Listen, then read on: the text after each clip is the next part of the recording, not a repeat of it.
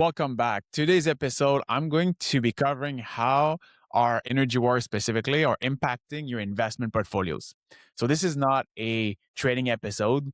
This is to help you make better decisions as an investor with your money and avoid making decisions that will permanently impact or damage your ability to build wealth over the next few years, decades to come. And first of all, I want to acknowledge that what's going on around the world is extremely sad, and it is a human tragedy.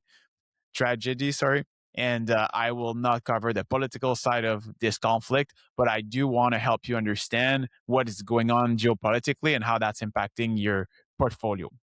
This is not an episode about giving you specific advice. Again, it's for educational purposes and does not constitute individual investment advice. Markets and conflicts are unpredictable, and risk cannot be eliminated. It can only be managed. And that's what I'm helping you today, how to best manage your risk in your portfolio. So let's get into it. If you're listening to this on Spotify or Apple Podcasts, you're only hearing me. But if you're watching this on YouTube, if you like the content, please subscribe and leave a comment below. Now, let's start with the first concept, which I want to help you understand what's going on with the different asset classes whenever there's a conflict, a war. So let's walk through all of them at a high level: equities, fixed income, commodities, gold specifically, and foreign exchange.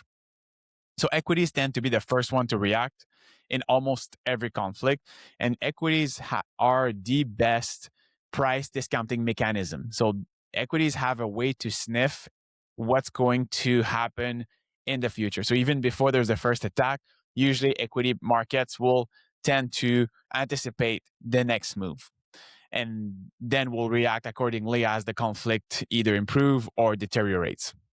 Now, on the flip side of that, you'll see fixed income or bonds.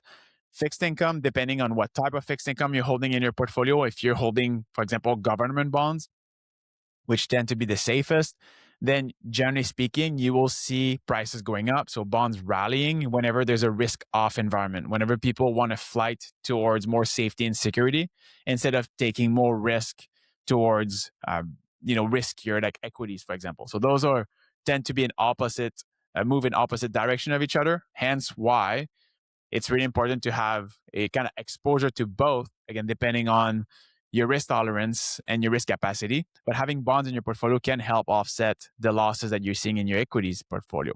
Equities, generally speaking, will also move extremely fast. And that's a prime example of what's going on today. And in this episode, I'm going to cover the energy wars, or oil shocks specifically.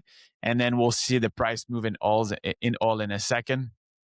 But they generally tend to be the first one to react given the disruptions that is occurring. Then gold will also react quite aggressively, not necessarily for the same reason. Gold usually tend to be representing the belief and the trust of people in the currency regime and also the inflation risk. So it's not just about recession or necessarily what's going on in the other commodities. It will also depend on the people's confidence. Is it at stake? Are they believing in the monetary system or not? And then foreign exchange, depending on which currencies you're looking at, the US dollar to start with will usually tend to strengthen during a conflict or a war or a risk-off environment. Now, even though equities are reacting first and usually will tend to decline rapidly as soon as the conflict erupts or even in anticipation of the conflicts, what I want to touch on is the volatility index, also known as the fear index. And even though equities are more volatile than any other asset classes, on the same token, they're also the greatest wealth building tool that we have. So if someone has a really long time horizon, medium to long term horizon, you need to have equities in your portfolio if you want to significantly build wealth and surpass inflation over time and have a higher probability of meeting your long term goals. But with the probability of making a lot more money than being invested in other asset classes like fixed income, for example, you need to be able to handle the risk. If you can't handle the risk that equities are offering you, you don't deserve the good times and the positive returns in good years. It's this two sides of the same coin. The downside is the price to pay for capturing the upside. And I'm showing in this chart here, like the VIX right now, that was probably I updated yesterday, but it's in the 20s. And in this chart, if you look at every single events that, the global financial crisis, COVID, and Russia and Ukraine, the tariff shock now, in recent times. But if you just go back in history, every time you see a huge spike in VIX, if you are a long-term investor, this is one of the greatest opportunity to either add more to your exposure to equities if you can. If you do have surpluses cash, use those opportunities to buy, because whenever you have equities declining, VIX is going to spike, right? They move in opposite from each other. You should be looking at this as an opportunity, especially if you are, example, like a few decades away from retirement. And then if you are in retirement, this is a different approach that I'll touch on at the end of this episode. But let's look at the oil shocks over time. So I did some research around the different oil shocks. That's since 1978. It starts with the Iranian Revolution, and then I covered the Iran-Iraq War in 1980, 1981, then the Gulf War, 1990 to 1991, the Iraq War, the initial phase. So that was 2003, 2004. Then the Arab Spring, January 2011 to December 2011. The Russia-Ukraine war, so just the first year, which was 2022. And then the Israel-Hamas war, which was from October 2023 to December 2024. And then this current conflict, I'm going to cover in the next slide. I looked at the S&P 500 index, the MSCI Europe, Asia, Far East, so EFA index, and then the MSCI Canada. And if you look at the average return, so the S&P 500 was plus 6.5% throughout these conflicts. The MSCI EFA was up about 5.7%. This is annualized returns. And Canada was up actually 10.4% annualized return. So the takeaway from this chart is that actually Canada benefited positively whenever there was an oil shock. Makes sense given our higher exposure to this underlying commodity. Even though those conflicts originally, you may see negative return. For example, during the Gulf War, the S&P 500 was down throughout that specific period, was down 8% annualized. EFA was down 25%. Canada was down 15%. So even though you will see drawdowns, you potentially initially, over time, the probabilities are still positive, which I thought was an interesting conclusion. Then the Russia-Ukraine war, the S&P 500 was down 10% that year. But in 2022, again, yes, there was that war, but there was so many other factors at play. Now here, I'm just looking at equities. Even though there may have been an oil shock underneath, there's also other factors that are impacting the price of equities. But I just wanted to give you some perspective as to how, if you are worried right now, if you look at the past oil shocks that we've had, because we're seeing one right now, what can you expect in terms of performance in equities? And yes, in the short term, it may be negative, but over the long term, there's potential of recovery before year end. And there's so many other factors that might actually help equities to rebound at some point in time. Now, if we look at this specific conflict that ultimately started on February 28, 2026, like officially. So the S&P 500 is down 3.5%. Last time I updated this chart, gold is down 9%. Crude oil is up 40%. And then the US dollar index is up 1.6%. So pretty much in line with what I opened this episode with in terms of the behavior of each asset classes. Equity is down. Now, gold is down as well, but potentially maybe for other reasons, given its huge run up that we've seen, in the past year or so.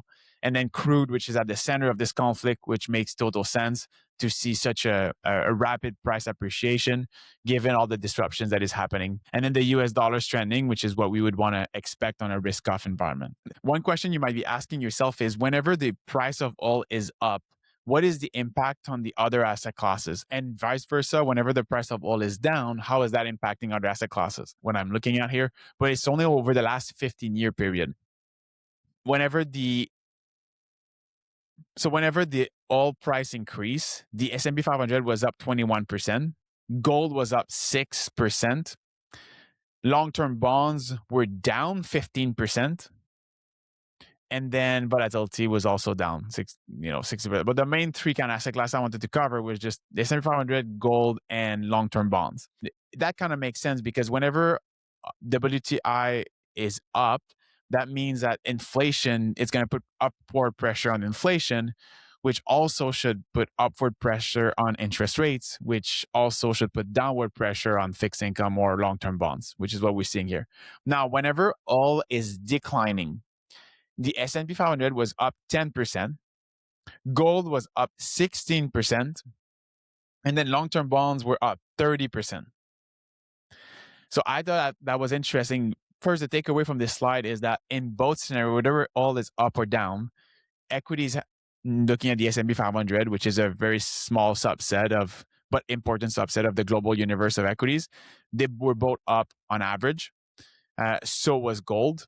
And then bonds, they rallied depending on the second order effect of oil to inflation to interest rates. Now, the takeaway from this in terms of how you're investing yourself, and I'm not sure what's your investment philosophy, or if you're doing it yourself or you're using a professional like myself, but the first thing you want to look at is what is your asset allocation within your portfolio? Which countries are you exposed to in the first place? So the way we recommend clients to invest is to have a higher allocation to United States and Canada, and then to have the rest exposed to the global markets. Now we're looking at tens of thousands of instruments within a portfolio. So you're extremely diversified. There's no single pick into a specific country or sector or specific security. But at the country level, that's the type of allocation you're looking for. So over 70% would be kind of towards North America. And then after that, the rest 30% would be around the world. Now, when looking at your sector allocation, one thing that is important to notice is not to be overly exposed to one specific sector and trying to blend yourself across different sectors within the global equity market. And one of the main mistakes is when someone tried to double or triple down into one sector because it's either really hot or maybe it has recently performed really well. That can lead to not only a reversal in that trend, which you might be caught off guard. And then by the time you get in, you're actually too late in the trend. And then things are going to be reversing against you, which is one of the biggest mistakes that like short-term traders try to make. They're chasing the latest trends, and usually that backfires quite a bit. So the goal is to set your weights as static as possible and not trying to time which sectors are going to outperform in the short or medium term, and then use the asset prices to rebalance your portfolio, based on the different price movements over time, and not trying to predict where prices are going to be. And if you look at the specific portfolios we recommend clients to invest in, this is kind of the breakdown in terms of sector exposure that they are exposed to. So the main one is financials, almost 18%. Now you're looking at 100% globally diversified portfolio of equities here. But if you look at energy, it's about 10%. So even if you're looking at a conflict that is happening today that is mainly bringing equities down within the portfolio, you have about a 10% exposure to a sector that is exposed to a commodity that is doing extremely well at the moment. But the big question is always, how is your portfolio positioned with your long-term goals? And whether that may be being ready for retirement, could be for your kids' education, could be for buying a bigger home or an investment property, or maybe buying your first home.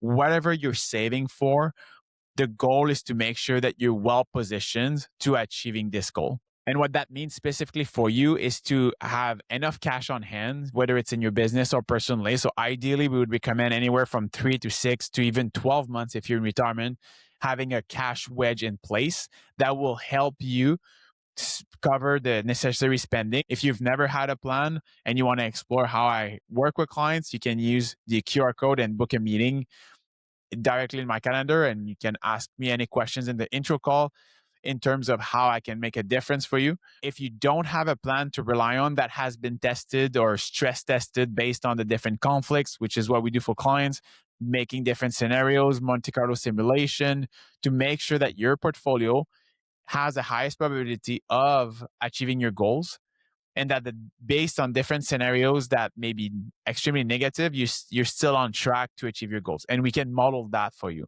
But until you have this in place, it's very hard to know what you're doing in your investment portfolios and how you make investment decisions, how that translates to your ability to meet your goals. Thank you for listening, and we'll see you in the next episode.